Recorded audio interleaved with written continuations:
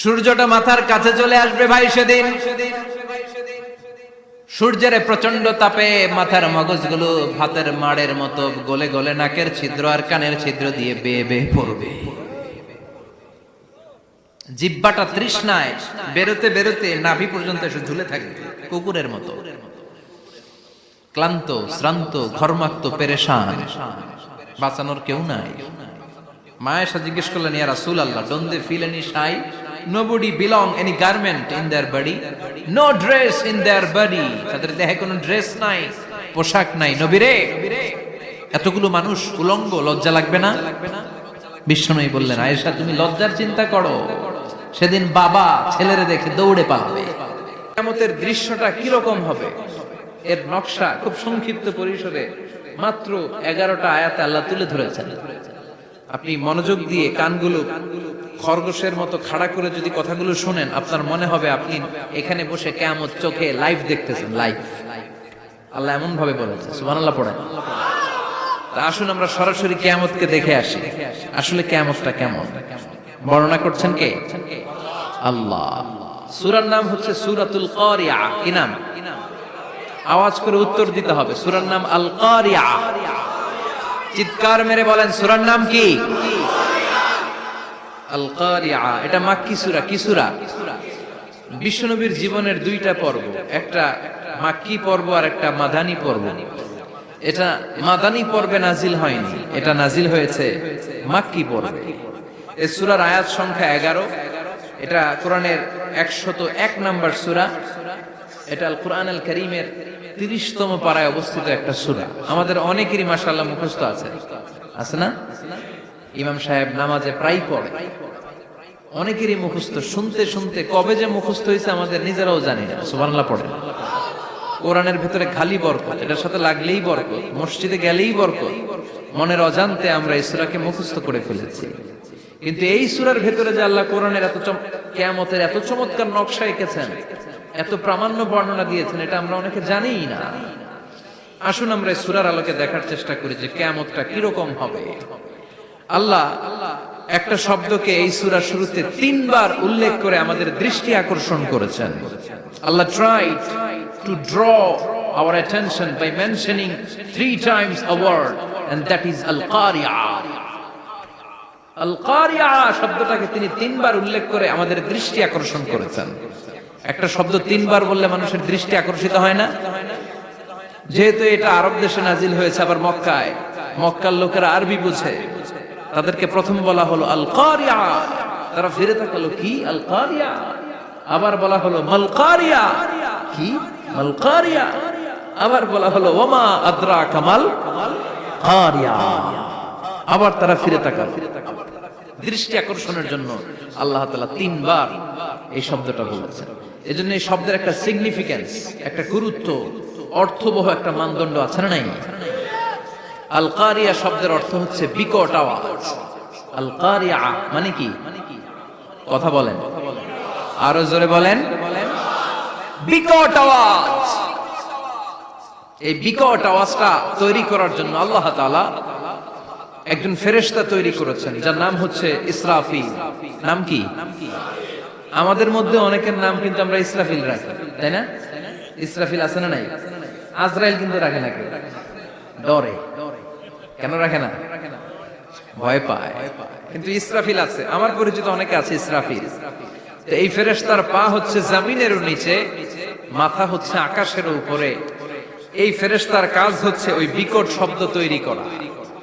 উনি একটা সাইরেনের মধ্যে ফু দিবেন, হুইসেল দিবেন, ট্রাম্পেট। ওই ট্রাম্পিটে, ওই সাইরেনে, ওই হুইসেলে ফু দিলেই শুরু হয়ে যাবে আল কারিয়া। মাল ওমা আদরাকা মাল। এই ফেরেশতার দায়িত্বই হচ্ছে ওই বাঁশির মধ্যে ফু দেয়া। হুইসেল, সাইরেন, ট্রাম্পিট, আরবিতে এটাকে বলা হয় আসুর। ইদা নুফিখা ফিস সূরি নাফখা ওয়াহিদা। যখন তিনি ওই সিংহে একটা ফু দিবেন, সব লন্ডভন্ড হয়ে যাবে, কিচ্ছু খুঁজে পাওয়া যাবে না। আল্লাহ ওনাকে তৈরি করেছেন শুধু এই হুইসেলের মধ্যে, বাঁশির মধ্যে 3টা ফু দেওয়ার জন্য। কয়টা? উনি সৃষ্টির শুরু থেকেই এই বাঁশিটাকে 2 ঠোঁটের মাঝখানে রেখে আল্লাহর আরশের দিকে তাকিয়ে আছে and just waiting for the green signal. আল্লাহর পক্ষ থেকে সবুজ সংকেতের অপেক্ষায়। যখনই আল্লাহর অর্ডার করবেন তখনই শুরু হয়ে যাবে আল কারিয়া মাল ওমা আদরাকা মাল। সৃষ্টির শুরু থেকেই ইসরাফিল ফেরেশতা বিশাল সিংহাটাকে দুই ঠোঁটের মাঝখানে করে আরশের দিকে তাকিয়ে আছে, কখন আল্লাহ অর্ডার দিবে। অর্ডার দিতে দেরি, ফুৎকার দিতে দেরি নাই, ঠিক কি না? বিকট আওয়াজ, গগনবিদারী শব্দ, প্রচন্ড একটা সাউন্ড, জাইগান্টিক সাউন্ড, যে আওয়াজ, যে শব্দ কেউ শুনে নাই। শুনছেন? পৃথিবীতে আপনারা কে সবচেয়ে বেশি আওয়াজের কিছু শুনেছেন? সবচেয়ে বেশি আওয়াজ আপনার জীবনে ঘটেছে কোন জায়গায়? কি দেখেছেন যে অনেক আওয়াজ হয় সেখানে? বলেন তো। হ্যাঁ, বজ্রপাত। বজ্রপাতের আওয়াজ আপনি শুনেছেন, বিকট আওয়াজ, তাই না? বজ্রপাতকে আঞ্চলিক ভাষা আপনারা কি বলেন? হ্যাঁ, ঠেড়া। ঠেড়া অনেক জায়গাতেই বলে ঠেড়া। নোয়াখালীতে বলে ঠেড়া হচ্ছে, এতের উপরে আল্লাহ ঠেড়া হচ্ছে, আছে না নাই? তো এই যে ঠেড়া, বজ্রপাত, ইংরেজিতে বলে থান্ডার, আসলে এটার আওয়াজ বড় ভয়ঙ্কর, প্রচন্ড আওয়াজ। আচ্ছা, আর আপনি বলেছেন কি, গাড়ির চাকা যদি পাংচার হয়, হ্যাঁ এটা তো আওয়াজ হতে পারে। আমরা মাঝে মাঝে রাস্তায় চড়ি, আমরা দেখি ট্রাকের চাকা যখন পাংচার হয় আমরা লাফ দিয়ে উঠি, বিকট আওয়াজ হয়, ভয় পেয়ে যায়, এতে দুর্ঘটনাও ঘটে, ঠিক কি না? আচ্ছা, এক নম্বরে পেলাম ঠেড়া, বজ্রপাত। দুই নম্বরে পেলাম ট্রাকের টায়ার পাংচার হলে। আর কে কি আওয়াজ শুনেছেন জীবনে? ভয়ঙ্কর আওয়াজ। কি করলে ভয়ঙ্কর আওয়াজ হয় বলেন? হ্যাঁ, কি করলে? ও ট্রান্সফরমার, ইলেকট্রিক্যাল ট্রান্সফরমার যদি ব্রাস্ট হয়ে যায় আওয়াজ আছে না নাই? পাওয়া গেল আরেকটা। আর কি আওয়াজ আছে? ককটেল মারলে, গ্রেনেড হামলা, বোমা মারলে, সিলিন্ডার ব্রাস্ট হইলে। আর আছে? হ্যাঁ, হাই স্কুলে দপ্তরি যখন ঘন্টার মধ্যে বেল বাজায় আওয়াজ আছে না নাই? হাতুড়ি দিয়ে লোহার মধ্যে বাড়ি মারলে আওয়াজ আছে না নাই? এগুলো হচ্ছে আমাদের ক্যাপাসিটিতে, হিউম্যান ক্যাপাসিটিতে আমাদের দেখা সবচেয়ে বড় আওয়াজ। কিয়ামতের দিন যে হবে আল কারিয়া, এই আল কারিয়ার আওয়াজ কি এই আওয়াজগুলোর মতো? চিল্লায় বলেন, এই আওয়াজের মতো। এজন্য আল্লাহ বললেন আল কারিআতু মাল কারিআতু ওয়া মা আদরাকা মাল কারিয়া। সে আওয়াজটা ভয়ঙ্কর আওয়াজ। এটা বজ্রপাতের মতো না, এটা ট্রাকের টায়ার পাংচার হলে যে আওয়াজ হয় ওই আওয়াজের মতো না, গ্যাসের সিলিন্ডার ব্রাস্ট হয়ে গেলে যে আওয়াজ হয় ওই আওয়াজের মতো না, প্রাইমারি স্কুলে দপ্তরে যখন ছুটির ঘন্টা বাজায় ওই আওয়াজের মতো না। ওই আওয়াজটা এমন আওয়াজ, ওই আওয়াজ পৃথিবীর কেউ শোনে নাই। সেটার নাম হচ্ছে আল কারিয়া মাল ওমা আদরাকা মাল। বিকট আওয়াজ, বিকট ভয়ঙ্কর ট্রাম্পিট। এই সাইরেনে ফু দেয়া হবে, প্রথম ফু দেওয়ার সাথে সাথেই লন্ডভন্ড হয়ে যাবে।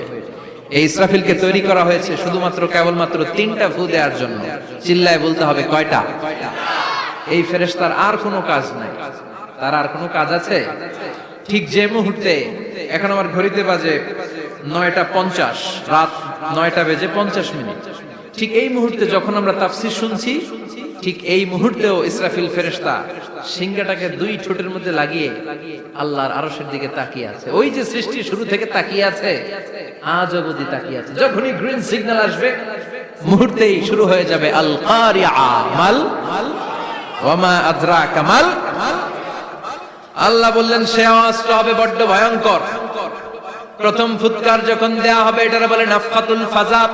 দুনিয়ার সব মানুষগুলো অবাক হয়ে যাবে, পুরো পৃথিবীটা কেঁপে উঠবে, পৃথিবীর বিল্ডিং গুলো দুমড়ে মুচড়ে পড়বে, পৃথিবীর বড় বড় যত পাহাড়গুলো আছে তুলার মতো বাতাসে পাহাড়গুলো তুলিত হতে থাকবে।